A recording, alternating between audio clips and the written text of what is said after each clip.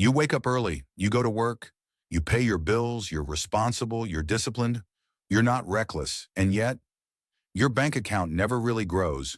You're not drowning, but you're not building wealth either.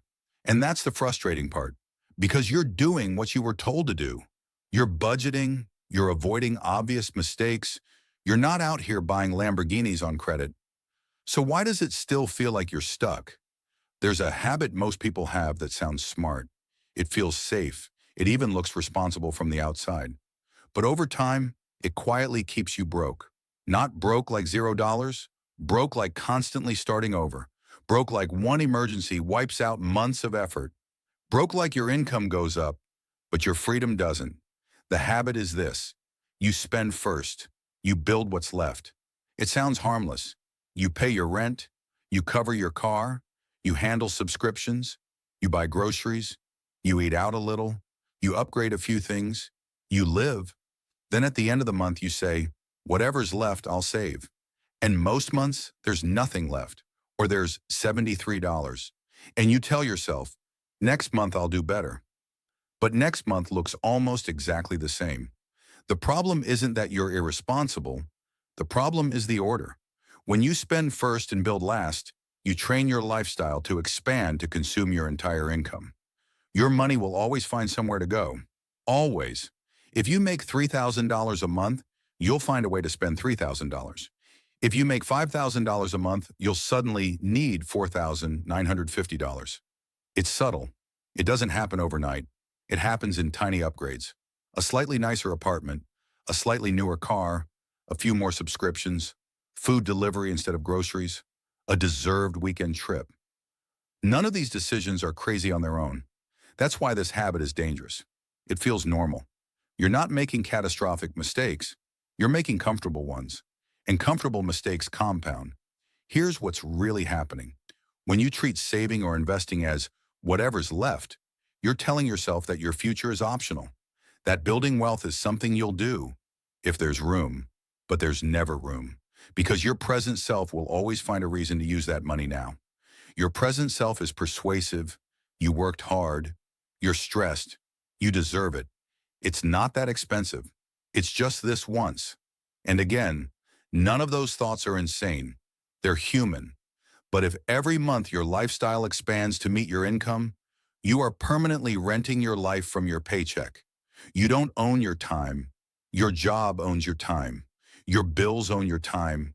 Your lifestyle owns your time. And as long as that's true, you are financially fragile, even if your income looks good on paper. There are people making six figures who are one missed paycheck away from chaos because they built a life that requires six figures just to survive. They didn't buy freedom, they bought obligations. And the more your income rises without changing your habits, the more expensive your obligations become. Here's the part most people don't want to hear. Your income is not your wealth. Your income is just the fuel. Wealth is what you don't see. It's what you keep. It's what you own. It's what pays you back. If every dollar you earn immediately leaves your hands, you're running on a treadmill. You're moving, but you're not going anywhere. The wealthy are not the flashy influencers, not the fake gurus. The quietly wealthy people follow a different order. They build first. They don't wait to see what's left. They decide in advance what percentage of their income is not negotiable. That money never becomes spendable in their mind. It never enters their lifestyle. If they earn $5,000 and they've committed to building $1,000, then their life is built around $4,000, not $5,000. That difference changes everything because now your lifestyle has a ceiling and your assets have a floor. Every month that passes, you own a little more. You become a little less dependent on your next paycheck. You buy back tiny pieces of your future. The habit that keeps you broke is reactive money management. You react to bills, you react to expenses, you react to wants, and then you hope there's enough left over to build something. Hope is not a financial strategy. Design is. If you don't design where your money goes, it will be designed for you. By advertisers, by social pressure, by lifestyle inflation, by convenience. Convenience is expensive. So is status, so is boredom, so is comparison.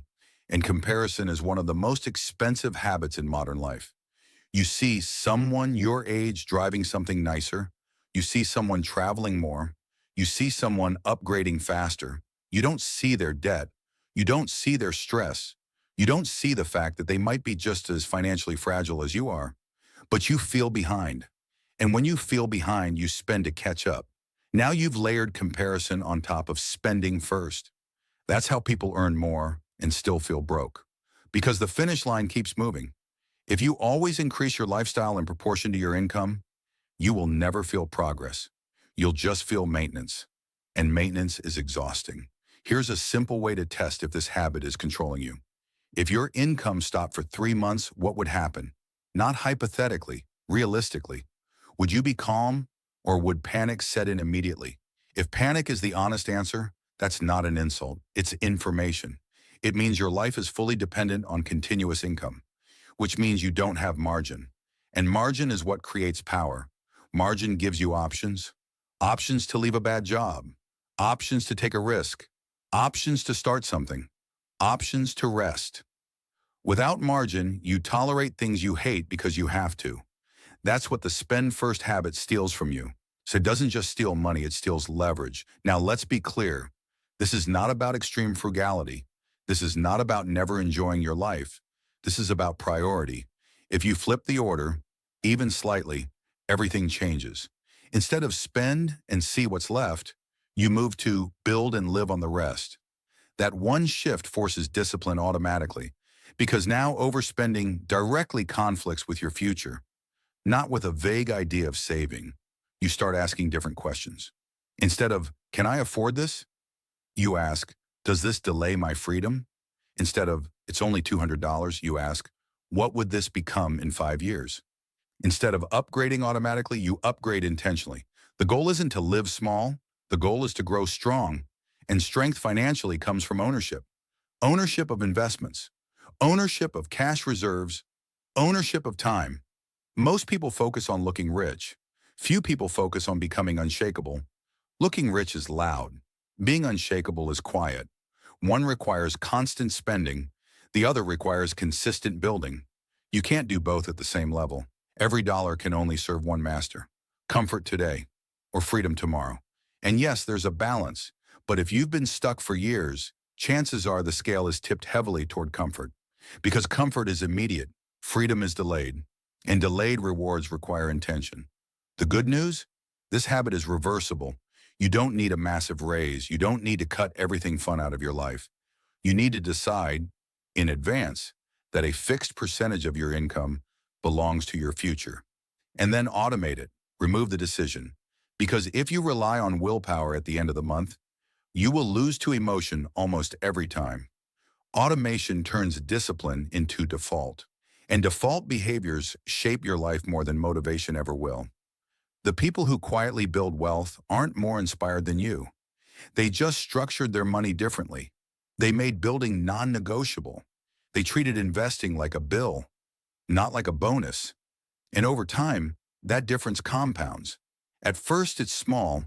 It feels slow. It feels almost pointless. But 5 years later, they have options. 10 years later, they have power. 15 years later, they have freedom most people think is impossible. Not because they earn millions overnight, but because they refuse to let their lifestyle consume their entire income. So if you felt stuck, if you felt like you're working hard but not moving forward, don't just look at how much you make. Look at the order your money flows. Because the habit that quietly keeps you broke isn't laziness. It isn't lack of intelligence. It isn't even low income most of the time. It's spending first and hoping to build later. Flip the order, build first. Live on the rest. Do that long enough, and one day you'll realize something powerful. Your paycheck is no longer your lifeline. It's just one of your income sources, and that's the moment you stop feeling broke, even before you feel rich.